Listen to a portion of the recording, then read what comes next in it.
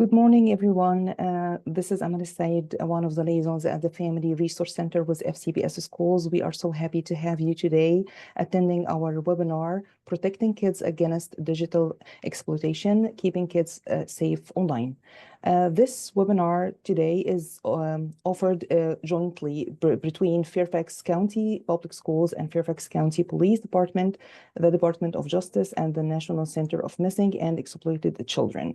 The presentation will cover these features. What is sextortion? What are FCPS and FCPD seeing with respect to sextortion? How can families prevent their kids from becoming victims? How should families respond if their child was victimized? Please take it away. Great. Thank you so much to the Family Resource Center for hosting us today. My name is Bethany Demers. I'm an educational specialist for Fairfax County Public Schools, and I am the specialist for student mental health and wellness. You're going to hear more about who is presenting today in a moment. But first, I want to share the learning outcomes for today's session. Participants will gain an understanding of sextortion and the impact on our youth. You will learn more about the extent of the problem in Fairfax County. You're going to learn how you can help prevent your child from being a victim, and then understand how to respond if your child has been victimized. At the end, you will learn about resources that are available to you and your child, and we will take some questions at the end of this session. So I have introduced myself, but I'm excited for you to meet the other presenters for today.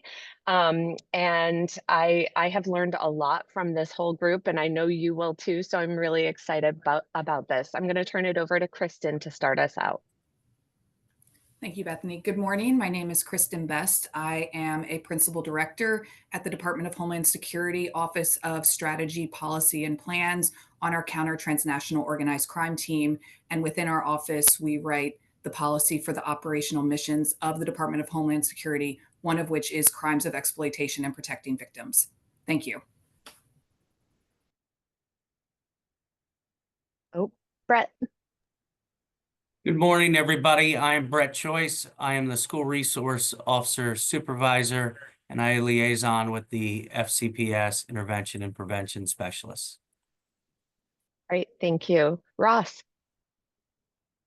Good morning, everybody. My name is Ross Goldman. I'm a Senior Policy and Appellate Counsel in the Child Exploitation and Obscenity section in the Criminal Division of the United States Department of Justice. Very happy to be here with you all this morning. Mark. Good morning. My name is Mark Grigg. I'm a detective with the Child Exploitation Unit here in Fairfax County. And as a squad, we are also connected to the FBI Human Trafficking and Child Exploitation Task Force, as well as the Internet Crimes Against Children Task Force with Virginia State Police. Wonderful. Susan and then Tammy.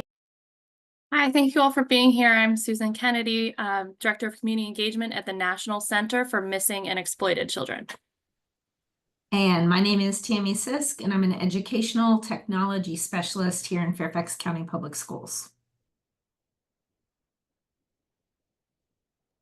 Okay, we're going to turn it over to Ross to learn more. Thanks, Bethany. So before we get into the presentation, we want to take a minute and just make sure that folks have a general common understanding of some terms that are going to sort of come up today. And so there are 4 of them here that we wanted to call out. One is online enticement, which, there's a real definition there from the National Center for Missing and Exploited Children. It basically encompasses conduct whereby an adult communicates with a minor in an effort to try to convince or persuade, entice the minor to engage in some form of sexual activity. Generative artificial intelligence is, obviously a rapidly developing technology that basically allows users to use some kind of prompt, a text prompt, for example, or inputting an image into an AI platform, and then directing the platform to produce some kind of output. This is kind of like, ChatGPT is one that's pretty common. where you could enter in a question or a prompt, and the AI platform will kick you back an answer. You could input an image and direct the AI platform to manipulate the image in some form or fashion. So that's what generative artificial intelligence allows you to do. Relatedly, a deepfake image is, think of an image that, again, gets entered. Someone enters an image into an AI platform and enters a command or a prompt directing the platform to manipulate that image somehow. In the context of deepfake images of people, the output generally is a very or somewhat at least photorealistic image that appears to show a person doing something that the person did not in fact do, that the image has been manipulated in some form or fashion. And then the last one here is sextortion. Here's a definition for you, but if we can go to the next slide, Bethany, since this is really kind of the heart and soul of the presentation today, what I wanted to do is just take a minute and really explain what sextortion is. And how it unfolds. And there is somewhat of a typical sextortion fact pattern here. So, imagine an offender who wants to extort a minor. The offender will, in many cases, pose as a peer of the targeted minor and contact the targeted minor through some kind of messaging or social media platform. And assume an identity. Maybe the offender assumes the identity of a girl in the town, in one town over from where the targeted minor goes to school. They strike up a relationship, and the offender, again, pretending to be usually a peer of the targeted minor, somehow persuades the targeted minor to send a sexually explicit image of himself or herself. Maybe the offender, again, posing as a minor, sends an explicit picture of a minor claiming that that's a picture of him or her, and wouldn't the targeted minor send one back in return? Oftentimes we see this come up in what appears on the surface, at least initially, to be some kind of sort of a flirtatious kind of communication online.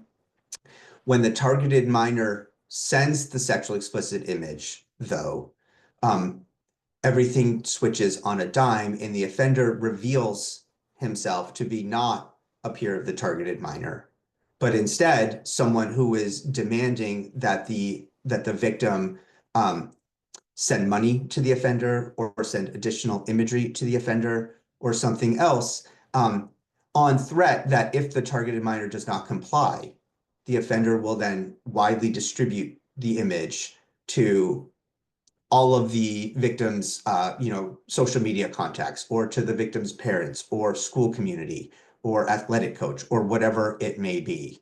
And so this is sort of the typical sextortion fact pattern. There is, with the development of generative artificial intelligence, a little bit of a wrinkle that we're starting to see. Again, the traditional sextortion setup would require an offender to first persuade the targeted minor to take and send a sexually explicit image of himself or herself. What generative artificial intelligence has done is it has removed that barrier. So now what we're starting to see, and what we're afraid we're going to see more of, are offenders using artificial intelligence to, for example, take a picture from a targeted minor's Facebook page. It could be a picture of the kid at a baseball game, or walking down the street or out to dinner, whatever it is, and use artificial intelligence to sexualize that image and to create an image that makes it appear as though that minor is engaging in sexually explicit conduct, and then threaten to release that image widely unless the victim sends money or accedes to some other demand on the part of the wrongdoer. Now, if you're a targeted minor here, you may know in this generative artificial intelligence scenario that that's not you, that you didn't actually do that thing. But the threat is still so imminently powerful and distressing to the targeted victims in these cases. So that's kind of the basic sextortion fact pattern setup. Bethany, if we can go to the next slide, just want to give a little more information on this. So there's basically what we see generally are two sort of motivations for these sextortion crimes, one of the things that we're seeing more and more of now is what we call financially motivated sextortion. So this is an offender who threatens to release the imagery unless the victim pays the offender money. And that could be money, it could be money in the form of gift cards, whatever the case may be. And these financially motivated sextortion cases, which is a lot of what we're seeing now, the victims are usually teenage boys between the ages of 14 and 17. The other bucket of sextortion cases that we see are cases in which offenders are not seeking money from the victim, but they're seeking more imagery. They're seeking more sexually explicit content, showing the minor from the minor. In those cases, the victims are usually underage girls. Now, I said before that a lot of the sextortion communications initially start through social media or messaging applications. What the research is showing is that Instagram and Snapchat are the most common platforms that offenders use, for at least for financially motivated sextortion. But there's plenty of other apps that are used, and including apps that are encrypted, such that encrypted communications are communications where the people on both ends, the sender and the receiver, can see the content, but the company itself does not have access to that content. So encryption adds an additional layer of secrecy to some of these communications. In these financially motivated sextortion cases, what we often see is that the offenders are receiving payment through apps like Cash App, PayPal, Venmo, gift cards, that kind of thing. It's usually not cash or personal checks. And part of the reason for that, I think, is that a considerable number of the financially motivated sextortion offenders right now are not located in the United States. They are largely located in Nigeria and Cote d'Ivoire, which, two countries in Africa. And, that adds a layer of complexity, but that's kind of what we're seeing in the financially motivated sextortion space now. I wanted to give a sense of the sort of scope of the problem. So in 2022, the National Center for Missing Exploited Children received 10,731 sextortion-related cyber tips. Now, a cyber tip is basically a report that someone, an internet service provider, a private person, whoever, a report to the National Center that there has been some kind of sextortion-related activity. You can see in 2023, that number more than doubled to 26,718. We have seen, tragically, more than 20 suicides in the United States directly related to kids who have been sextorted. And often, and this just demonstrates the intense pressure that offenders put on these kids and that kids feel, the suicides occur very soon after the very initial contact between the offender posing as a peer and the targeted minor.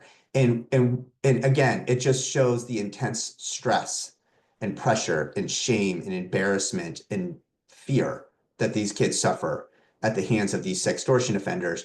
And even kids who don't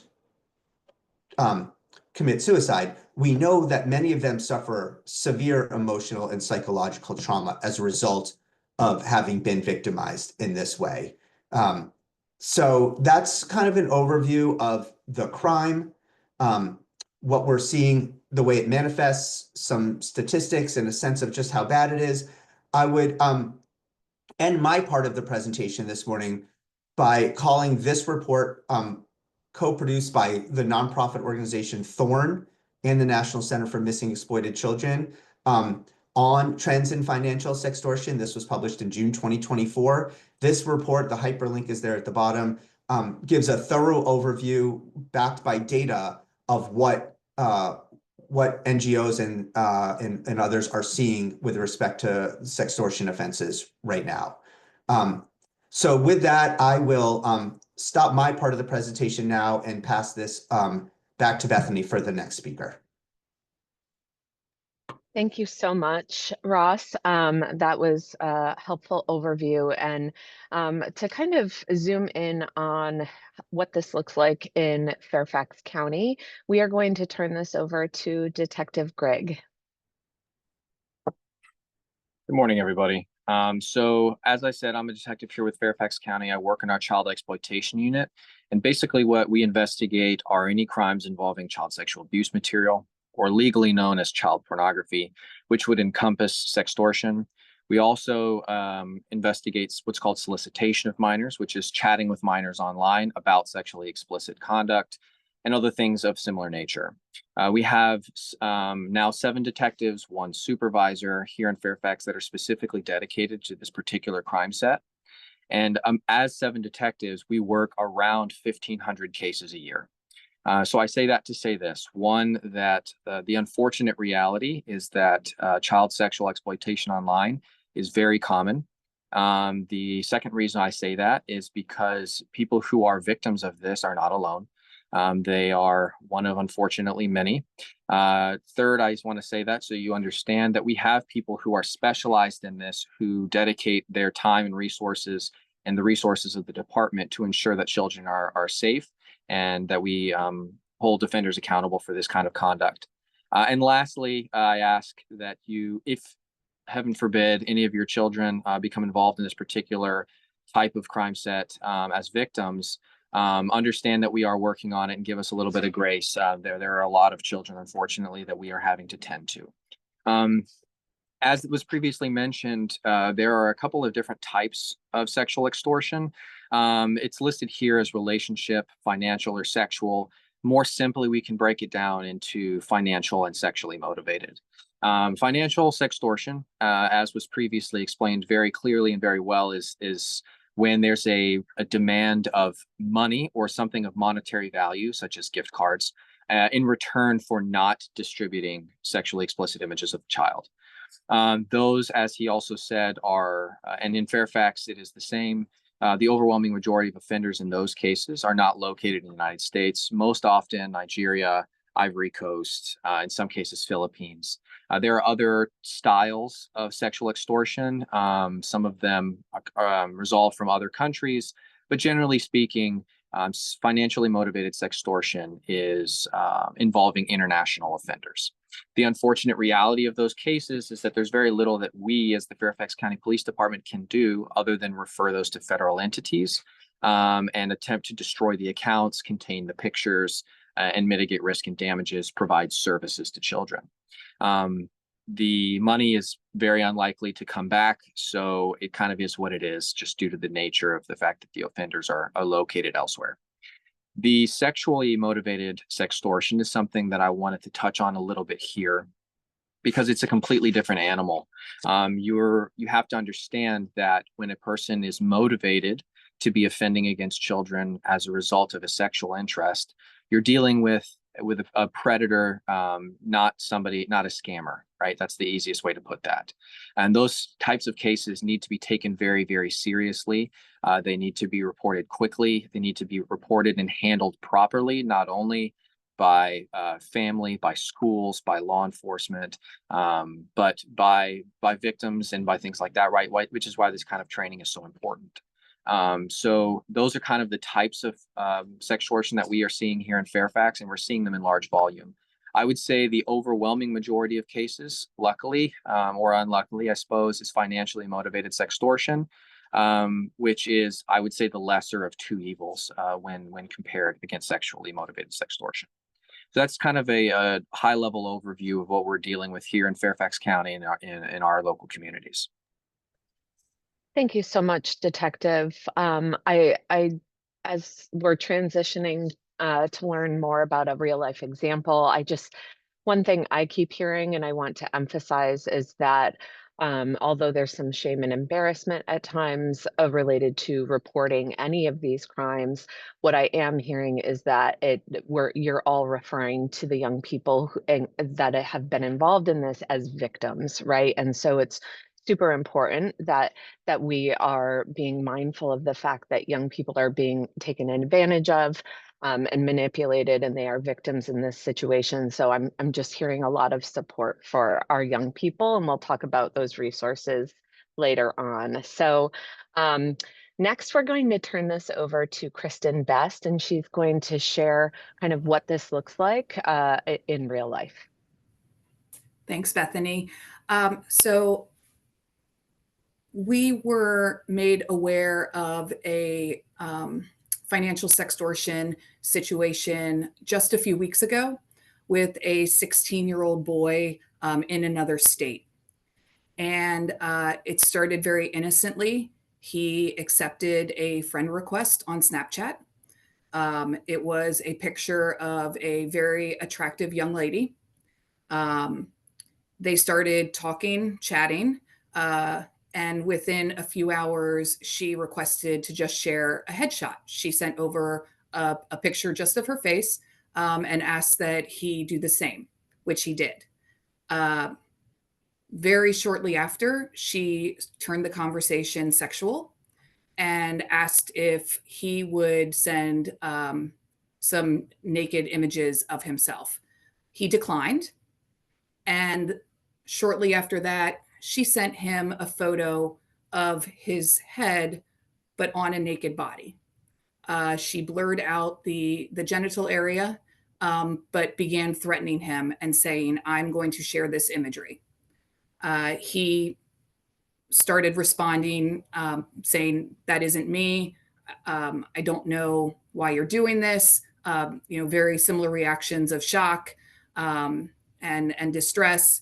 And then soon after, she shared a compilation of multiple images of a naked man, now with everything exposed, with the teenager's head on these images.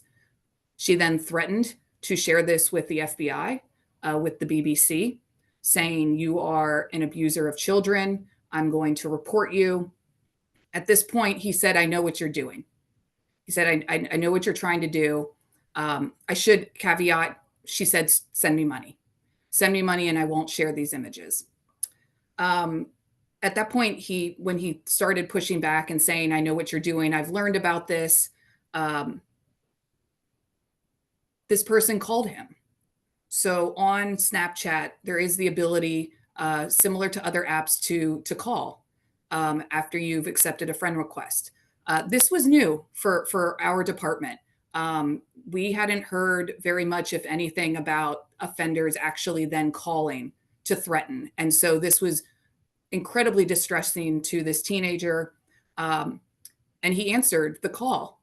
And on the other line wasn't a female. It was a man with a foreign accent.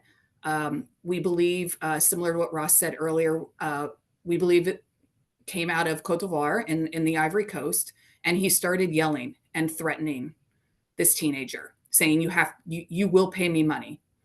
The teenager hung up, and at that point blocked this user, and then reported it.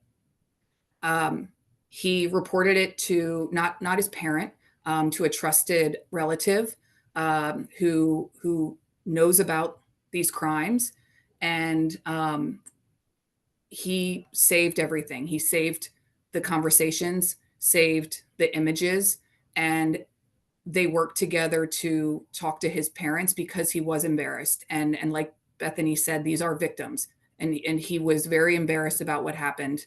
But they worked through it, reported it to NCMEC, the cyber tip line, to HSI, Homeland Security Investigations, and are now working through the legal process to try and determine who these perpetrators are.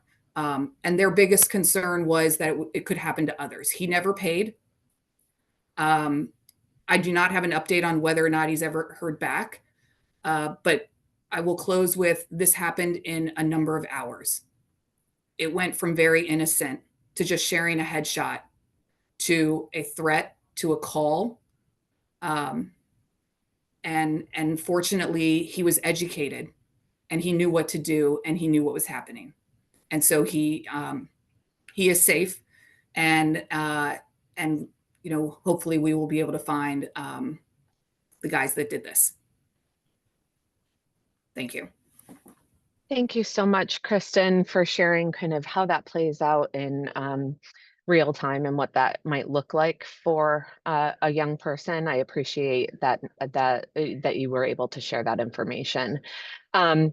Next, we are going to move into how you can support your child. So I know you've all heard the concern now, and there are some questions starting to come in about what to do. So we're going to review some of that, and then at the end, we will dive into some of the more specific questions. So please just be patient as we get there. We do ask, as you're submitting questions, to ensure confidentiality for your child, but also given that this is a public presentation, if you are submitting questions and there's a specific story, we'll give you resources at the end for that individual consultation. So broad questions are most appreciated. I'm going to now turn things over to Tammy Sisk, who is going to talk about, supporting online safety at home. Thanks, Tammy. Hi, everyone. So I really appreciate being able to follow Kristen's story with some of the most important things you can do as a caregiver to make sure that your child understands what sextortion is, and if faced with these same challenges, would also respond in an educated way. One of the most important things that we can do as parents and caregivers is to really make sure that our children do not have fear in reporting. And the way that we can develop this is by having regular conversations. What we don't want to do is wait until something happens and then be reactionary with our conversation. We want to talk with them and make it a regular part of our family norm. These can happen in a variety of ways. It could be at dinner time. It could be in the car when you're commuting from one place to another. But you really want to consider the timing. When we have these conversations, you want to start them when your child is in a good headspace and they're open and interested in having the conversation. And when we can be proactive and we talk about these things when they're mentally available to process what you're trying to say, we can then have better results. We can build trust with them, and we can lower that fear threshold for reporting. On our Fairfax County webpage, we do have a number of resources that can support you, at least in getting started. We have a page that provides research-based tips for setting expectations around technology use in general. And all the resources that I'm referencing now are talking more about generalized supports, not just specific to sextortion. We also have a page that helps you think about what to look for when you're deciding whether to let your child use a particular app or service.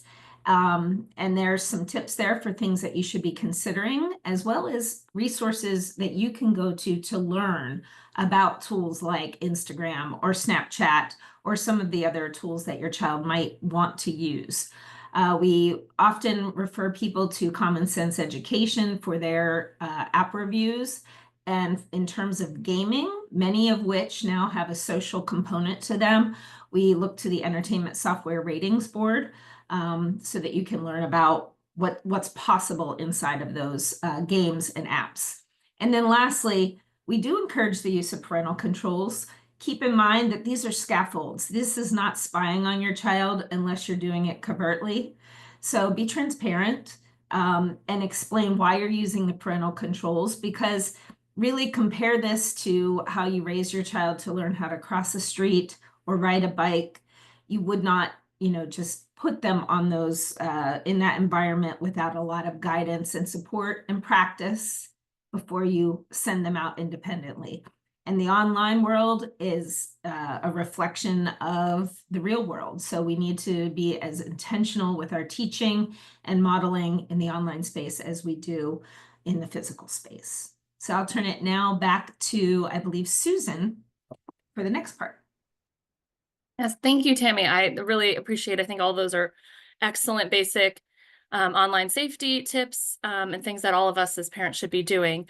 I just want to kind of take everything we heard about this, scary trend that we're seeing around sextortion. And I appreciate the presenters so far kind of talking through what they're seeing, as well as giving examples of the types of support that law enforcement and others can provide. So I want to kind of step back to what parents can do. When you sign off of this webinar, what can you do to help keep your child safe? And the first thing I would say is that because of everything you've just heard about sextortion, the way it can happen quickly, the most important thing to do is to talk to your child directly about sextortion. And coming to this webinar is a really good opportunity to go to your child and say, hey, I just learned about this new thing, or I learned new information about sextortion, and I want to talk with you about it. I'm just bringing it up directly with them. That does a couple of things. It gives them information that they need to be on the lookout, or to help a friend, or to identify this, as the example that Kristen gave earlier about the child who was able to know what was going on. Also, it can help them intervene on behalf of a friend if a friend comes to them, if this is happening to them.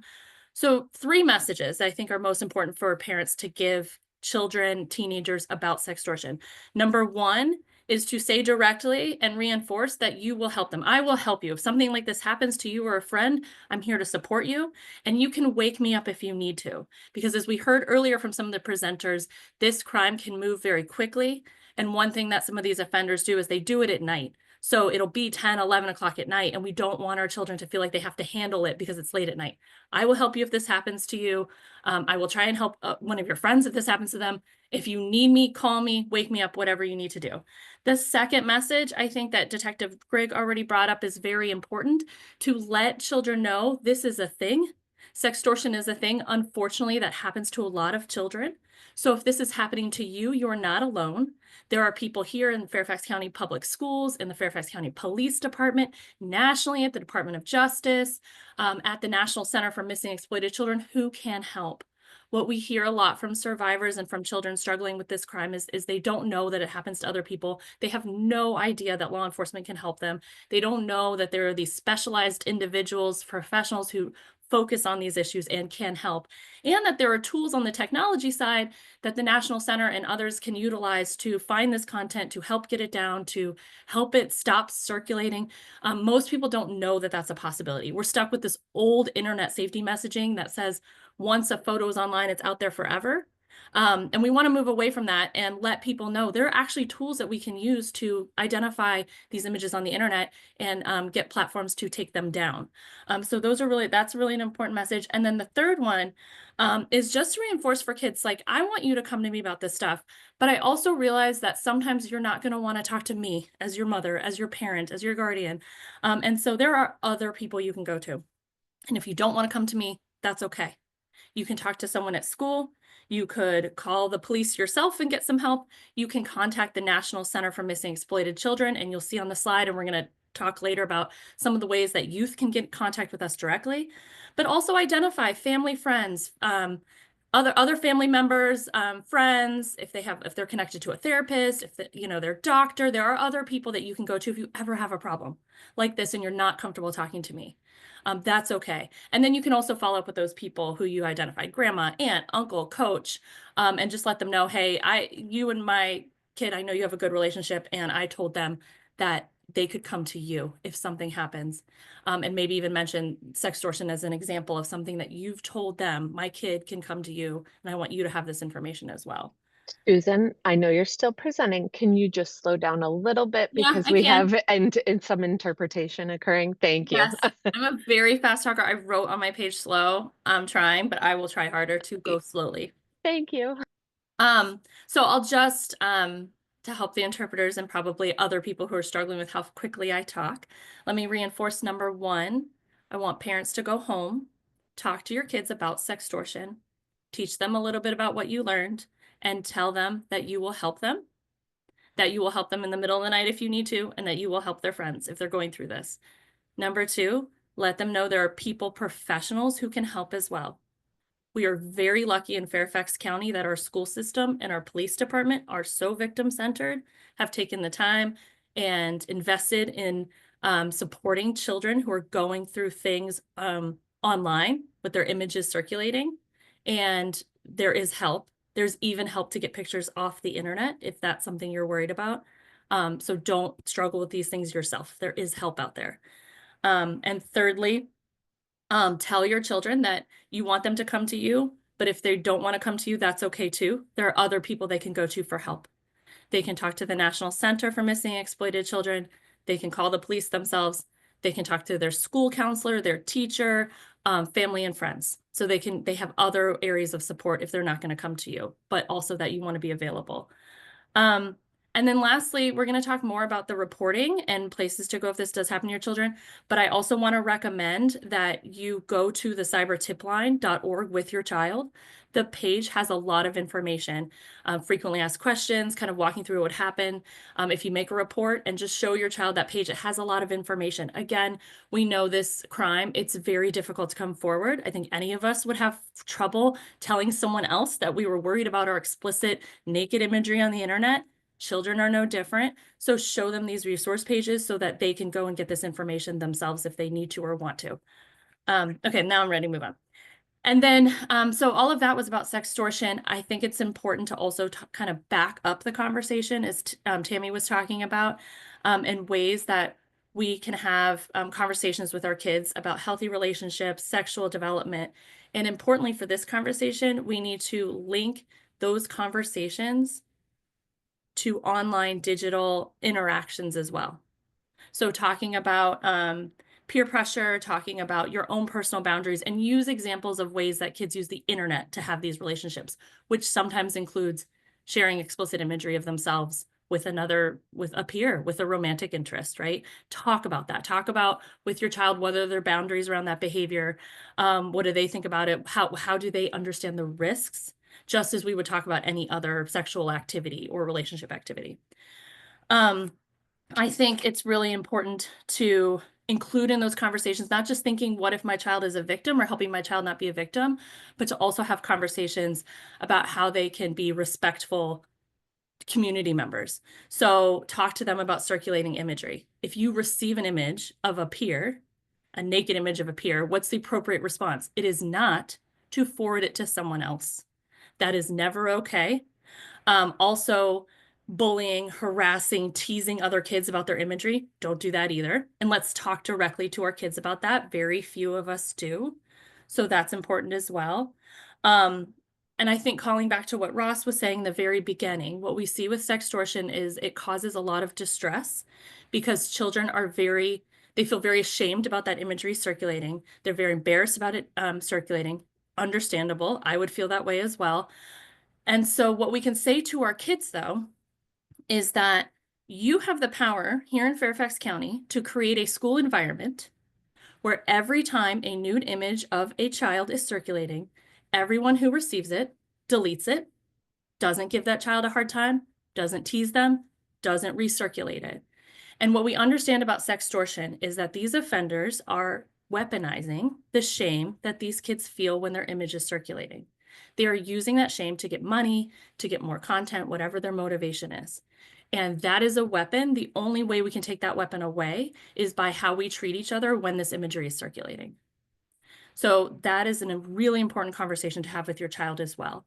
What do they do around circulating images? How can they support each other when they see those images circulating, if they do? Also talk to your kids about not creating nude imagery of each other using these AI apps. Those apps that create nude images from regular pictures are freely available on the internet. And we need to tell our kids not to utilize them in that way, how harmful it is when that imagery is circulating, how embarrassing and how much harm it causes. So we need to tell our kids directly not to do that. And lastly, we need to tell them not to pressure each other for images.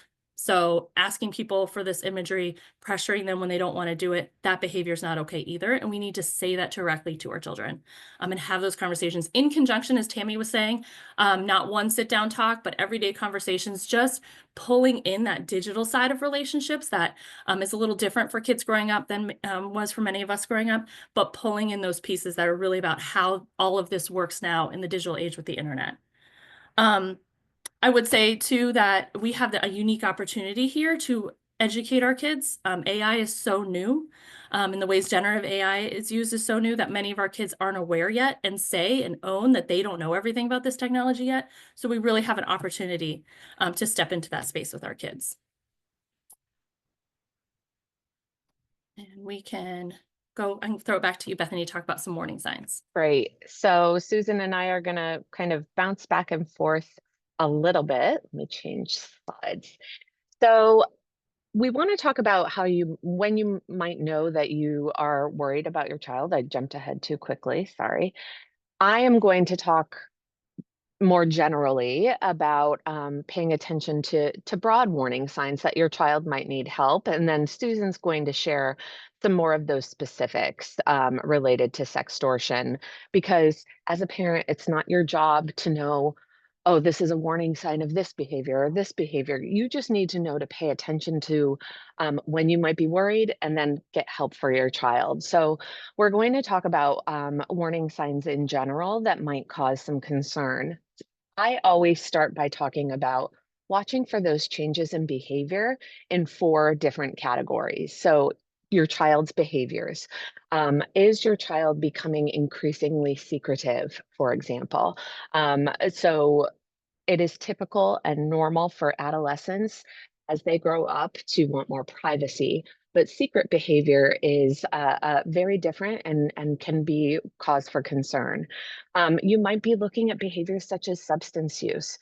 Substance use is typically a symptom or something we see when a young person is struggling with something. So again, it's nothing to be embarrassed by or for you to be shameful about if your child is using substances. They're often using that as a coping skill for something. And when we see young people who are resorting to substances to cope with something, that's when we're worried something must be going on, right? So if you are observing that they're using substances, especially frequently, that might be a warning sign for you. When we think about thoughts, you're only going to know what they're thinking if you're having these conversations, right? So as Susan and Tammy have all said, I am a big fan of short, frequent conversations with young people where you're listening to them, you're kind of letting them take the lead, and timing really is everything. So I know even as an adult, I am not good at sharing what's going on in my life if I'm in a heightened state or I'm angry or frustrated or sad. But when I'm in a state of calm, I'm much better about sharing information with even my own mom. And so it's really important that you're listening to what they're thinking. Are we hearing them say that there's no help or they're feeling hopeless? They have no friends or connections to people in the community. They just don't know that there's any way out. Those are some warning signs that you might be worried and want to get help from some of our resources later on. Feelings. So are they sad all the time or even irritable all the time? Are they nervous, anxious, worried? So some of those feelings where it is normal and typical to experience a range of emotions. We all do. We all have some highs and lows. For example, I might be sad if my dog dies, but if that sadness extends for weeks and weeks and weeks, that's when we might be starting to worry. And then changes in appearance. If your child used to take a really good care of themselves, always getting dressed up, ready for school or special occasions when they're going to see their friends, and now they're not taking care of themselves in that same way. They're not showering, they're not brushing their hair, getting out of bed. Those are some of those big warning signs when you might worry. And yes, having a sleepy teenager is also typical. So a teenager who wants to sleep till 1 in the afternoon on a Saturday, that's not abnormal. That's not always cause for concern. But these are 3 things I like to remember. So frequency, duration, and impact. So if you're seeing those concerns with the 4 things I talked about on the last slide, that they're going on, you're seeing these mood swings every day, or your child's crying every day, not getting out of bed all the time, or it's lasting for longer periods of time. So duration. This has been going on for a few months now. It wasn't just a day or 2 that I was worried. And then impact. Are we seeing that maybe their time spent on their cell phone is impacting their ability to get out of the house and do things face-to-face with friends or family? So impact on relationships, impact on schoolwork. Those are all these three factors kind of are your clues as to when you might be alarmed. I also want to know that, as Kristen shared earlier, sometimes sextortion happens really quickly. So you might not have that opportunity to see all of these warning signs, but we know that kids who are spending more time online might get sucked into some of this more frequently than those who are out and engaged with their friends. So how do I know if it's maybe sextortion or something along those lines? I am going to turn it over to Kristen so she can talk about some of those risk factors and then specific warning signs. Not Kristen. I'm sorry, Susan. Okay, I was gonna let Kristen jump in if she wanted to, but yes, so great overview, I think, of all those general behavior changes, and it could be a lot of different things, but that's always, you know, a moment for parents to kind of have their ears up. These are some things a little bit more specific to sextortion and how kids are behaving online. And, you know, I said earlier, we have this opportunity to kind of educate our kids, whereas we usually feel very behind the times on digital safety. But I think in this moment, there are some important things to lift up for your kids. And one of them is what we know about how sextortion works. I think it might be helpful for some adults to think of this as a social engineering cyber attack kind of dynamic. And I say that because what we have seen is some of these offenders are very sophisticated in the ways that they kind of infiltrate social networks of kids. So they're not only just friending kids out of the blue, they're looking for groups of friends. They're looking for kids who are on the same sports team or go to the same school, and they're friending several of them so that then they can approach the kid and say, I know so-and-so, specifically by name, from your soccer team. And our kids are smart online. And so they're doing things like checking, like, okay, this person says they know, you know, they're this person's cousin, or they know these people on my soccer team, and they're checking, and they really are linked to those people. And so it's just important to let our kids know that these things are getting more sophisticated, just the same way that many of us are getting a lot of training from our places of work on cyber attacks and how those are getting more sophisticated. It's just harder to spot because the offenders are going through some work to gain our trust online. So that's something you can share with your kids to say, you know, maybe we had some rules around, you know, you having public accounts or the ways that you friend people. We might want to tighten that up right now because of what's going on, because of what I learned this morning. We are really encouraging a little bit more scrutiny and vigilance, really for all of us online, but especially for our kids because of this sextortion trends. And what Ross mentioned earlier, which I think is important to underscore here, is we used to think, well, if a child just never creates that kind of imagery, then they're not vulnerable to sextortion. And unfortunately with AI, that wrinkle he mentioned is you don't have to post a nude image anymore. You can just have an image out there, you know, from a basketball game, from, you know, family vacation, and that image can be manipulated to be a nude image. So we have to be really more careful about what we're putting online publicly. And who we're allowing access to our photos. And so it's good to go to your kids and say, not that you did anything wrong, but I've learned new information kind of about what's going on right now. And I think it's, you know, best if we tighten some things up for right now, or that you're just aware that this can happen and you know to come report it to me, you know that we can go to the police right away and those kinds of things. So probably a both and approach there. And then lastly, with some of these are talking about, and Bethany just touched on this, you know, paying attention to our kids and how are they using social media? You know, if they are they connected in real life as well? Because one of the things that we see kids makes kids more vulnerable just in general to all types of online exploitation is if really their connections are only online, or they're really, really invested in that validation and social connection only online, that can make them more vulnerable. There are people online who can spot that vulnerability in kids and realize this is someone who may really be looking for connection here, and I can provide that. And for kids who are not connected in other ways.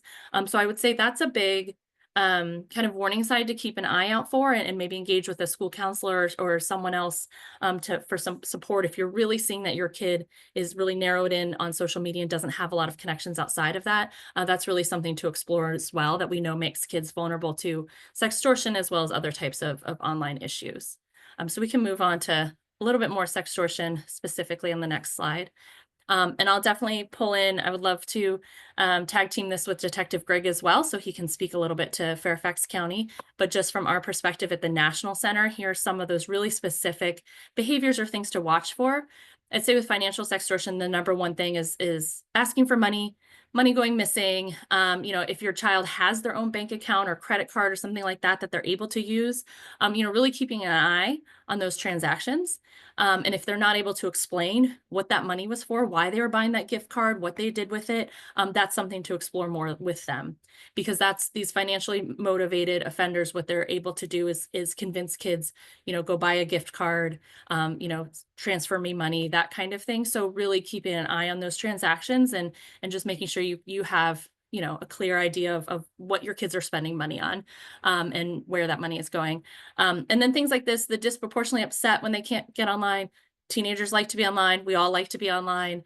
Teenagers will get upset with their parents when their parents enforce boundaries. These are just things that are true of teenagers, but kind of keeping an eye on if they're more upset than usual, or really invested in getting online at a specific time or at a specific frequency, because that may be something that an offender is telling a kid that you need to do a thing, send a picture, send me money at specific times is a tactic they use as well. And then just, as Bethany talked, just general changes, moods, things that would worry you, this might be something that you think about exploring. And Detective Greg, I don't know if you have anything that you want to emphasize or add from your perspective here in Fairfax. Sure. So it's not necessarily specific to Fairfax, but if I had to give like the one line advice to parents, it would just be present and inquisitive in your kids' lives, right? I mean, no one knows your kid better than you know your kid, hopefully, right? So what's normal for them, what's not normal for them. If something changes and they are not acting normally, there's a reason, right? It very well might not be anything related to this, but there is a reason that their behavior has changed. So be inquisitive about it. And if they're telling you that it's nothing, it's not nothing. Have to remember that it's not nothing and kind of continue to lovingly probe until you get to the root of that problem.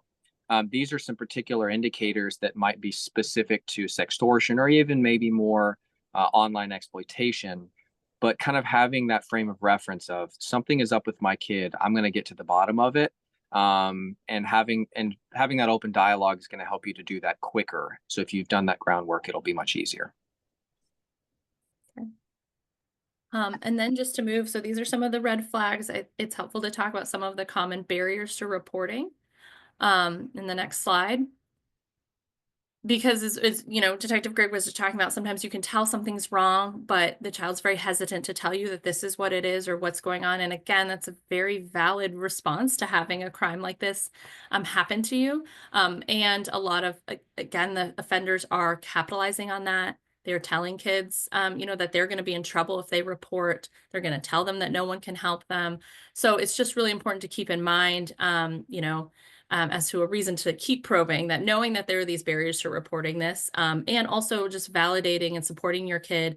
You have that conversation today or this weekend, that that this kind of thing would be difficult to report, and here are the things I'm going to do to support you. So being embarrassed, fear of being punished is a big one, and again, offenders may tell them you'll be in trouble for sending me this image, or people are going to think that this is you and you'll be in trouble. It's intimidating to go to the police. It's scary to go to your school counselor about something sometimes when you're worried about getting in trouble, or to come to your parents. And that's again why I was emphasizing multiple avenues of support. And I touched about this too already a little bit, but feeling hopeless. Why would I report this? There's nothing I can do. There's nothing, no one can help me. That's often how victims feel. And so we want to get ahead of that and tell them that in fact, there is a lot of things we can do to help. And then also, some kids will have the experience of going to an adult and talking about this, and that adult doesn't understand what we all now understand about sextortion. And so they may not understand the seriousness of what's going on. They may, just, okay, delete that, stop talking to that guy. This isn't a big deal. And that will stop a kid from disclosing further or getting additional help from the police. And I know that was another one, Detective Grib, that you are seeing here. And so I don't know if there's anything you want to add to the reporting barriers that you're seeing. Yeah, so kind of on that thread, one thing to remember is that what you see or what is on the surface is very, very rarely the entire picture. right? So what you may be seeing superficially or what they may be willing to disclose to you at the outset is very unlikely to be the depth, volume, or duration of what's actually been going on. So taking a deep breath and kind of slowing yourself down and being like, okay, can you tell me more about this? And trying to kind of get at what is actually going on can kind of help to inform you. But the overwhelming majority of cases, there is deeper, darker, more painful things going on. And if you kind of brush it off as, oh, we'll just block that person, ignore them, or just tell them like you don't have any money and just stop answering. Like if you kind of treat it that way, your kid is going to see that as, well, my mom doesn't see it as a big deal, so why am I treating it like a big deal? Which can kind of add to the stress and the anxiety associated with that event. So if we think ahead to, unfortunately, if this happens to you, we've already gone over a lot of the things about preventing and raising awareness and getting ready to support your child. But specifically, if your child comes to you and says, okay, you went to this webinar, you told me it's happening to me. These are some really important things to keep in mind. And one is, this would be very upsetting if this happens in your family, and it would be very understandable to be scared, to be upset, to be angry. But one thing we can all prepare ourselves for ahead of time is to, as Detective Gray was just saying, take a deep breath, try to stay really calm, because if you freak out or you are angry, they may interpret that as, my parent is angry at me, or this is a hopeless situation. So we want to try to give off a calm, collected, we can attack this, we can get through this together kind of feeling when your child comes to you. And again, really try so hard to remember that using technology, taking risks, talking to strangers on the internet, sharing imagery is for a lot of kids really normal. And we have to remember that as adolescents, they are going to take risks. They are going to do the thing that adults tell them not to do. That has been true since the beginning of time. It was true when we were teenagers, but the behavior is different now because the internet is involved. It doesn't change the fact that these are children. They are victims. They are normal teenagers pushing limits, doing risky things. So if we can kind of keep that in the backdrop as much as possible, viewing our kids as victims and not focusing right away on the, I can't believe you took this kind of picture, which, by the way, you don't know if they took it or not, right? Because it could be AI, there could be more below the iceberg, but not kind of going there, not blaming your child no matter what behavior they engaged in that led to this person victimizing them. The focus really needs to be on right here, right now, my child is being victimized, and my job right now is to support them and get them help. And that is a really big ask. I know that it is, but that's really what we want to prepare ourselves for.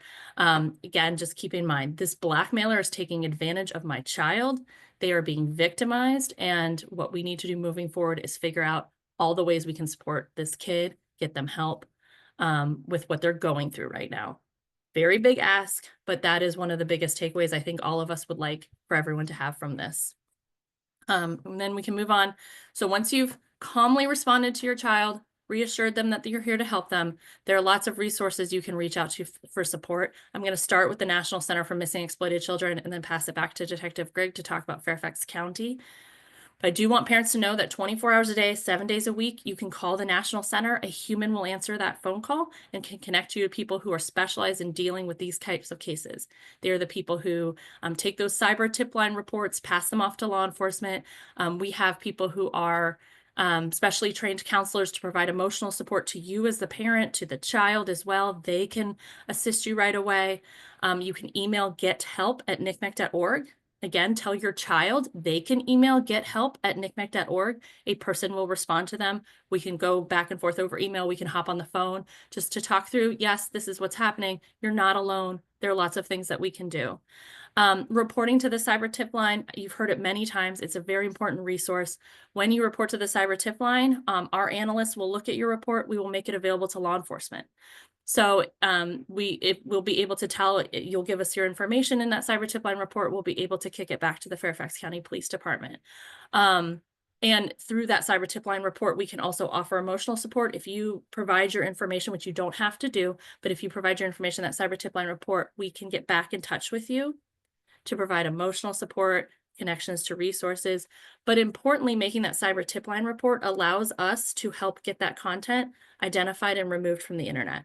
So making that cyber tip line report, most types of content will be identified. We pull down identifying information from that image. A lot of companies will proactively look for it. We can notify platforms over time, keep an eye out for that image and tell them, hey, this has been identified through the cyber tip line report. It needs to be taken off your platform. So it's a really important tool to help your child get control back of their image, and we can help stop some of the circulation of imagery that's identified that way. So all of that's pretty complicated. I would make that cyber tip line report and we'll walk you through the rest, but I just want people to know that there are tools and things that we can provide that will help you at the National Center for Missing and Exploited Children. And then if you want to piggyback off that, Detective Greg, about Fairfax County. Sure. So as she said, the way that it works is if cyber tip line reports are made, NCMEC is going to work to find out what jurisdiction actually investigates those cases, and then they'll kick them to us. So our recommendation would be, if you're a resident of Fairfax County, and in this case, you all are, contact the Fairfax County Police Department directly. It will do a couple of things. One, it will expedite the process, right? Because instead of having to go to NCMEC, they have to do the work to find out where it goes, sending it to the state police that then comes to us. You're kind of skipping the middleman and coming straight to us. You can do that a couple of different ways, actually a lot of different ways. You can call the non-emergency number, which is listed there on the screen. You can also find that on Google. They are a 24/7, 365-day line. You can call at any time. You can also call 911, right? If you don't remember the non-emergency or you forget to look that up, 911 is always available. There are also school resource officers in high schools, middle schools. Your kids can approach a school resource officer and disclose to them or tell them what's going on, and they will work it up to our unit as well. And then you can also walk into district stations, right? So if you could take your kid or do whatever you need to do, walk straight into a police station. There are police stations around the county. So the end result being that we would ask that if there isn't a case, report it to the Fairfax County Police. As we've kind of talked about, and I would, gently kind of talk about this, in some cases, equal to parents and other people, officers may not really understand the gravity of some of these things, especially if they're newer, or maybe they just haven't had the amount of training. If you feel for whatever reason that that a case that you are trying to report is not getting the kind of attention that it needs, the cyber tip line is always available to you, right? And if you do that, it will, as I said, kind of go through middlemen and arrive directly at the detective's office, right? So if there is kind of a hiccup in the middle, it will get to us. So if you feel that your case is not being handled in the way or taken seriously, you can always report it to the cyber tip line, and our exploitation unit will eventually receive that case as well. All right. So I just wanted to give you some different options if that comes to fruition. On that same thread, it's important to understand what we want you to be doing as you're reporting this to the police or bringing this to the police. First and foremost, cease conversation or direct your child to cease conversation with the offender. Do not send money. There was a question in the thread I saw about whether offenders will actually distribute and post these pictures. The overwhelming majority of the cases involving financially motivated sextortion, when they're asking for money, the offenders do not post the pictures, especially if communication is cut early. That's because it's financially motivated and they're just looking for an easy target. If you stop being an easy target, they don't want to waste their time on you and they'll move on. So cease communication, don't send any money. Our expectation and recommendation would be to take your child's device. That phone is evidence, and it's the best evidence that we're going to get to be able to track back and find this person. That obviously comes with some caveats. Children in general, if they've had their cell phone, many times don't want to be separated from it. It's not worth fighting your kid over. So if you don't have a relationship, or if your child is not comfortable at that time giving the phone to you, it's not the end of the world. But best case scenario, take the cell phone. If the phone is on, please leave it on. If it's already off, there's no reason to turn it on. But please, if it's on, put it in airplane mode. That will protect the messages from being deleted or destroyed if the other person or anyone that's able to access that account is trying to destroy evidence, which goes to the next piece. Do not delete pictures, do not delete texts or messages. I understand that they're uncomfortable. I understand that they're sensitive. Believe me that they will be handled with appropriate sensitivity. But if you delete that information, it's very difficult for us to be able to follow up on those things when the evidence is gone. Please do not send any evidence to other devices. Don't save it to computers. Don't text it to yourself, screenshots, things like that. Unfortunately, with the way the cloud is, you might accidentally be creating additional copies of pornographic images of your children, right? So just don't send it. Leave it on the device that it is. And then again, as I said previously, don't contact the offender. Don't let them know that the police have been contacted. Don't tell them that you've reported it or that you're the parent, you found this on your child's device. Those things can oftentimes act to instigate as opposed to calm things down and mitigate. The one last caveat I wanted to tell you is we've talked a lot about financially motivated sextortion. In cases involving sexually motivated sextortion or any kind of sexual exploitation online, these things still apply. But what I would say is that the urgency with which you need to report them and handle these things is much higher. Please do not wait. Do it as quickly as possible because one, they will distribute the pictures and they do frequently. But second of all, it's very unlikely your child is the only victim. And so if you report it and you kind of be the brave one to come to the police with that, you may be very, very quickly and directly protecting and saving other children as well. So it's very important to handle this the best that you can and to report it to the police as quickly as you can.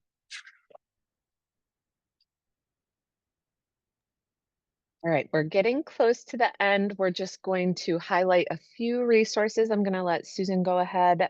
She talked about this a little bit, but I know she's going to do an overview, and all of these will be linked in the copy of the slides that you'll receive as well. Susan, you are, yep.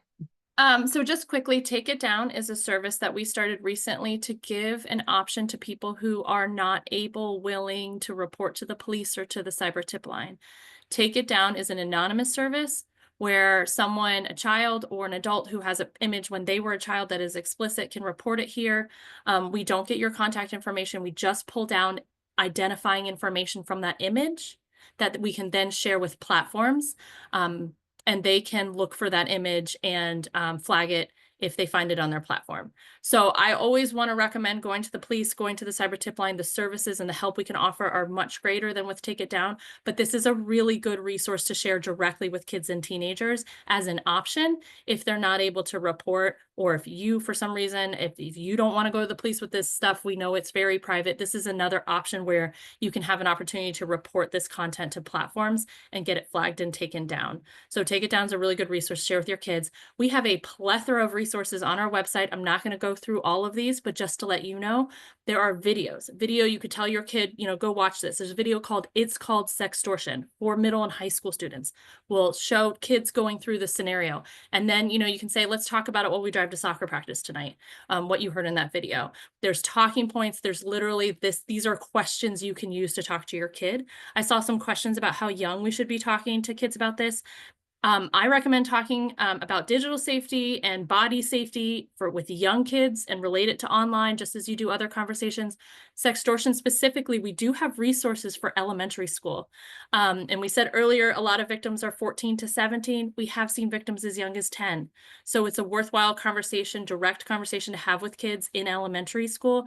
And in the top right corner there, that colorful cartoon one is an example of our materials for elementary school. When you go to our site, you can sort everything by topic, by age, and just find what you need. If you ever can't find what you need, you can reach out to us and we'll help you figure it out. The Sextortion course just on the bottom right, really quick, that's 18 minutes. Talks about just about everything we just talked about. Share that with people in your kids' orbit. They can watch that and kind of get up to speed very quickly. So lots of resources at NetSmarts. You just put that in the Google, NetSmarts, and you'll go right there. All right. And to round things out, first, I do want to give a shout out to the school resource officers in FCPS. I know that we do have students who have built relationships with our SROs, and they have gone directly to them to report concerns. And so I love that our SROs are in our middle and high schools because they are a part of the school community. So when Susan talked about encouraging your child to talk to somebody, we know that our kids have access to them as well. But I talked about some general warning signs of concern, or even as a parent, if you don't know what to do or you're not sure what it is, of course, there are all the other resources that have been shared before, but every school in Fairfax County has at least one school counselor, school psychologist, school social worker, and substance abuse prevention specialist. Our students learn about digital citizenship, but also online exploitation through the health and PE curriculum. And again, that is gradual depending on developmental level. But they also learn about mental health and warning signs. And so they have access to these individuals when they need additional support. Ross shared early in the presentation that this can be very distressing for young people. So even after the fact, if they have been a victim of any kind of exploitation or any other event in the community and they may need help in school, remember that you can go on the school website or call your child's school to get in contact with those individuals. So now, I am actually going to stop sharing my screen because there have been some really great questions put into the chat, and I'm going to kind of play moderator for our amazing presenters. So I know some of the questions were answered right up front, but one of the things that actually was asked early on is that one of the slides highlighted that Instagram and Snapchat were common platforms where this may occur, but one of the audience members has heard horror stories about other apps or devices being used for harm.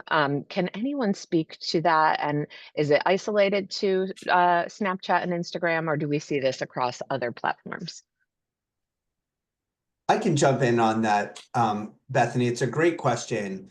And we're absolutely seeing it on other platforms. And complicating matters even further, what we're also seeing are communications that start on one platform and then get moved to another. We see that a lot. Oftentimes what we see are communications that start on maybe a well-known platform like a Snapchat or an Instagram and get moved over to a platform that has the kind of encrypted communications that make it harder for companies and law enforcement to get visibility into what's happening between the offender and the victim. And so, yes, we see it across all kinds of platforms. And,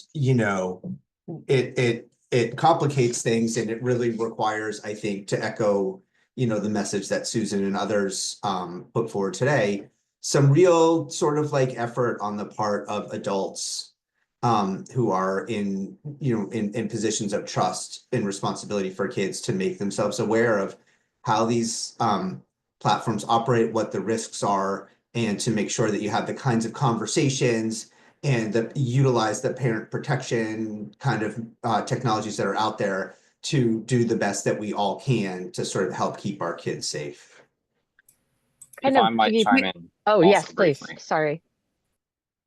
I would just say the general rule of thumb is that anywhere where children are, predators will be, right? So I know that's a scary thought, but it's the reality. If a child is able to chat on there will be predators. So the question is what kind of predator that you're dealing with. They are correct that statistically speaking, financially motivated sextortion is most common on Snapchat or Instagram. It's not to say it doesn't happen in other places. It absolutely does. But exploitation of children will occur anywhere and everywhere that there is communication or chat capability. So don't think, oh, well, they've got Snapchat. I told them no, so they're safe. Or they wanted Instagram, but I told them no, so they're safe. It's the rules are: be involved in your kid's life, know who they're talking to, know what kind of platforms and applications they have, understand the capabilities of those platforms, and just try to keep a reasonably parental eye on the things that they're doing. And just to add on to that, again, because there is a question about gaming, online gaming. And again, the general rule holds, where the kids are, the wrongdoers will go. And that is no less true for games online gaming than it is for anywhere else. A lot of the online games that kids are playing now allow for the kind of communications that could potentially, I mean, some of it is going to be innocuous and fine, and some of it could well lead to this kind of exploitive actions on the part of wrongdoers. And again, and I'm a parent, it is very, very hard for a parent to be able to understand this technology and understand what the parent control mechanisms are. But a lot of these apps and games have at least some, and it is kind of a scaffolding approach where you try to implement as many layers of protection as you can, both on the technology side and the sort of relationship building side with your children. But yes, this stuff is where your kids are online. It is reasonable to expect that offenders will be, and so we just need to do our best to try to keep our kids safe. It is hard. Thank you, Detective and Ross. Piggybacking on that, Tammy and Susan Kristen, there are some questions about how parents should monitor, what precautions should be taken with these apps. Are there any age guidelines on getting their children smartphones? Any thoughts on kind of specific monitoring or support precautions related to that? I can offer a kind of unsatisfying answer, which is it's really going to depend on your kid, and it's really going to depend on your circumstances. For example, if you've got a child who is home alone after school, you might really want them to have that cell phone, or if there's someone who gets picked up from a lot of activities. So I don't think there's a one size fits all. Monitoring apps can be very helpful.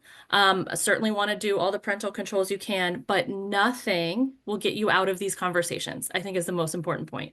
Because even if you have Wi-Fi and parental controls and everything very locked down at home, your child's not going to be in your house all the time or forever. And they'll be able to get to open Wi-Fi. They will have friends who have the apps that you do not allow them to be on. And so you want to put all the protections you think are appropriate, what you can find, but you still have to have these conversations with your child, talking about what to look out for, what online behavior you expect from them, where they can get support. None of that, unfortunately, fully protects your child from any of this. So it's important to use those tools, but understand that those tools do not eliminate risk, and they do not eliminate the need for you as a parent to be very involved and offer that support and guidance as they move along. They're also going to eventually leave your house, and they have to have, I think so Tammy was talking earlier, this is like crossing the street. This is like learning to drive. You have to allow them the ability to learn these skills to behave safely, because eventually they're gonna drive that car off, right? They're gonna leave your house and not have whatever controls you put into place. And I would echo something someone else said about, I think it was Tammy, monitoring always needs to be with their knowledge and consent. If you don't do it, if you're spying on them and they don't know, or you're reading their messages, you may have trouble building that trust that you need later for them to come to you and trust you to help them and disclose if something's happening to them.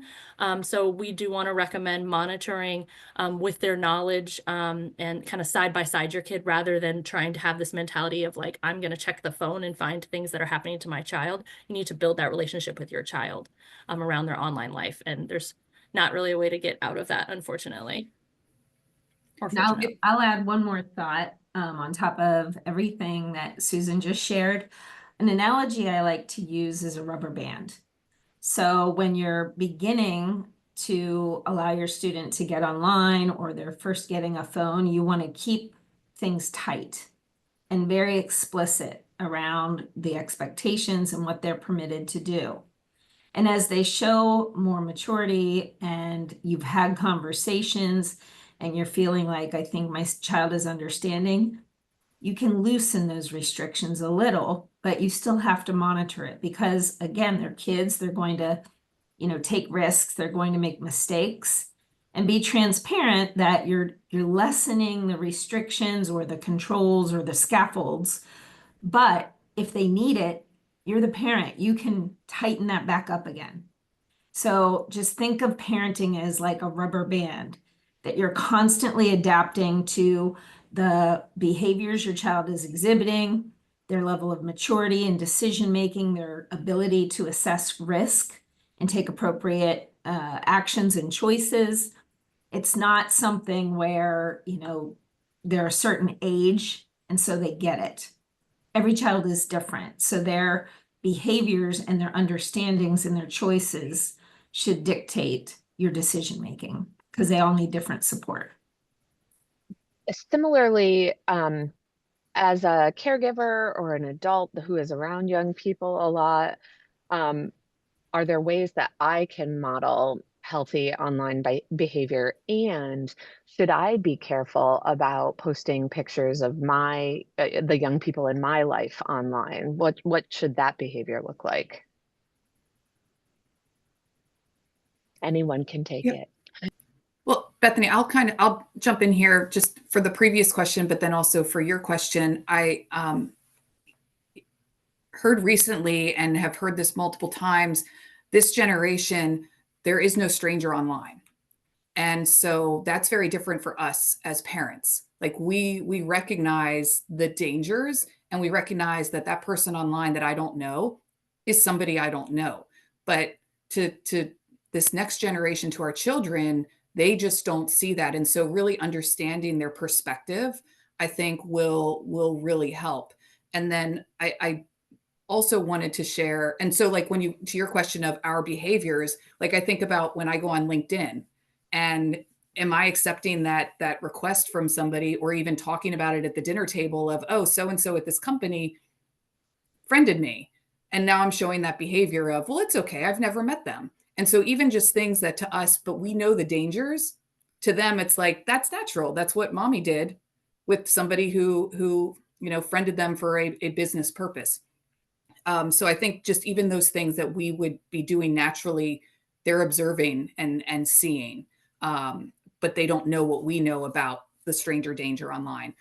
The other thing I just wanted to add as well, that I don't think parents are aware of, but I'm seeing it with my kids, is the geolocating within these apps. And I found it fascinating that on Snapchat, they're trying to determine where to go for the parties based on that geolocation of, oh, look, 15 of my friends are at this one location. That's where the party is. And that's how easy it is for kids. Like, that's how kids are finding each other now. And if you think about it, one kid who friended a stranger, and I think there was a question about the local danger versus perpetrators who are international, like that's just an easy way for that person to say, I friended that stranger. That stranger now shows up at the party. And I don't think kids like are realizing, I'm using this for one thing to know where my friends are, and the dangers that are actually happening with those geolocators. So I see Detective Grigg came online. I'm sure he has his perspective on that. So I'll pause there. No, I appreciate the segue. The conversation about local offenders or the question about that is one I wanted to kind of talk about. So the first thing that I would say is, a lot of times people have the misinformed belief of like, well, yeah, there's predators, but they're not like near me. Without scaring anyone, I absolutely assure you that they are in Fairfax County. And so it is important to recognize that offenders can, and in many cases will be local. And so first and foremost, if you have a case involving exploitation of your children, report it quickly, because we won't know if the offender is local until we can start working on it. And we want to be able to mitigate those risks if they exist. The second thing that I would say is that when or if offenders are local, the reality of the situation is that it's very unlikely you're going to see financially motivated sextortion. You're going to likely see sexual sextortion or just exploitation online in general. And so the repercussions of that kind of behavior are much, much deeper. They're much more severe. So be aware of other things in addition to the ones we talked about, like kids, for example, running away, kids staying out later than they would be anticipated, right? Wanting to go to places that they've not previously gone to, right? because the end goal of a local predator is to be able to gain access to your child. So, right, those are things that you want to be keeping in mind as well as far as warning signs. But please report them as quickly as possible to the police so that we can mitigate those risks if they exist. Thank you. So I think I'm going to turn it over to Amal because we are at 11:30, which is our end time. And before she jumps in, I just want to say thank you to the amazing people who have presented today. I have been learning so much just from working with them, and hopefully you've also gained something from attending this webinar. So thank you for all you're doing to also support the young people in your life. All right, Amal, take it away. Thank you so much. It was very valuable information shared today, and I believe all the families has enjoyed their time. And of course, we are so happy to have all of you today and for all your efforts to gather all of that information and offer all of that valuable resources that could be helpful for all our families. Thank you all who has attended with us today, and please take the survey and evaluation. We'll send all the information next week for all families, and have a very nice weekend. Thank you. Thank you all.